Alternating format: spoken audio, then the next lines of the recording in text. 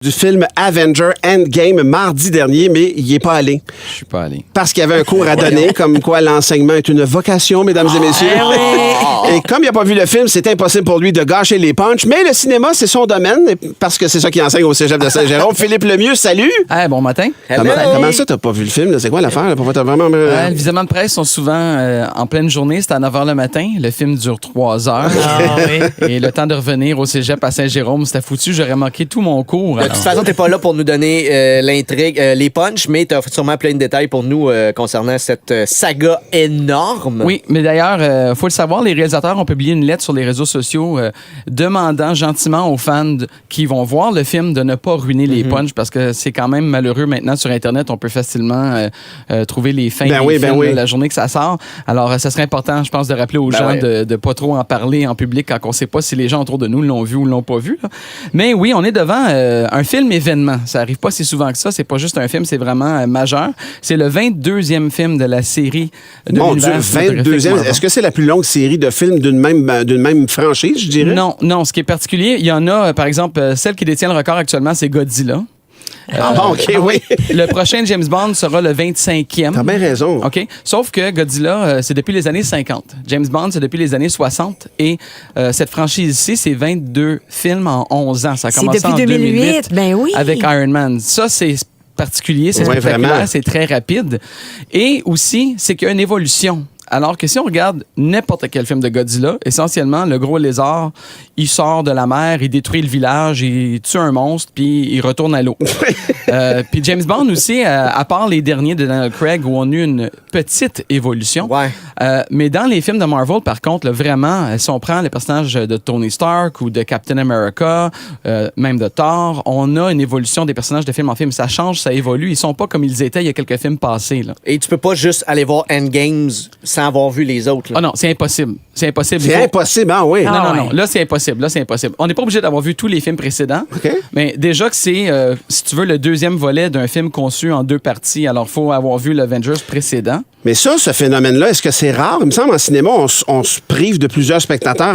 Faut que tu aies vu un certain nombre de films avant pour suivre l'histoire. Ça complique les choses. C'était rare il y a 10-15 ans, mais là, on le sait, Harry Potter, c'est terminé en 2 volets. Hunger Games, si je ne me trompe pas, c'est terminé en 2 volets.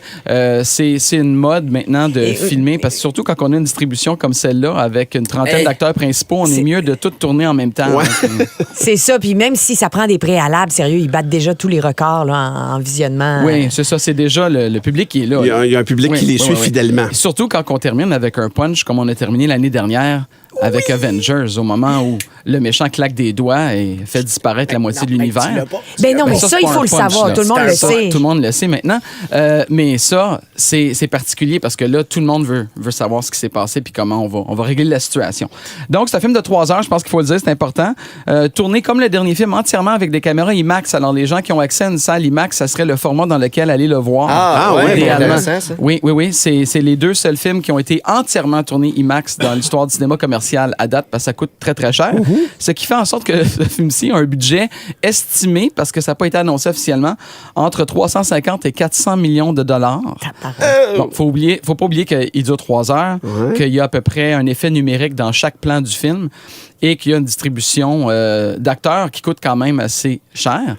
Et si on rajoute à ça le budget promotionnel du film qui est de 200 millions de dollars, on est devant un film qui a coûté entre 550 et 600 millions de dollars. Mais ils savent qu'ils vont aller rechercher tout ça. C'est un investissement qui en vaut la peine. Mondialement, ils vont faire plus de 2 milliards, d'après moi. Là. Ça, c'est certain. Considérant que Marvel était en faillite en 1996, c'est quand même un renversement de situation. Un joyeux retournement, Tout à fait. Est-ce que tu peux revenir sur quelques points importants du dernier film, là, Infinity War? Oui, bien là, il ne faut pas oublier une chose. On l'a dit tantôt, Tony Stark, Iron Man, c'est le personnage principal de l'univers cinématographique Marvel.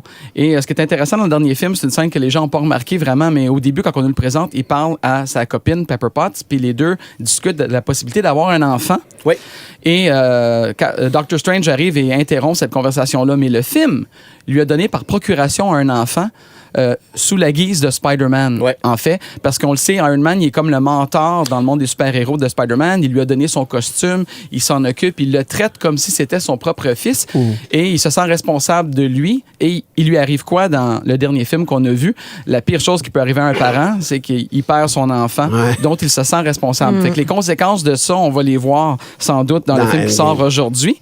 Doctor Strange, on le sait, a vu dans le futur 14 millions de différentes versions de possibilités. Et il y en avait une seule dans laquelle les Avengers pouvaient possiblement s'en sortir.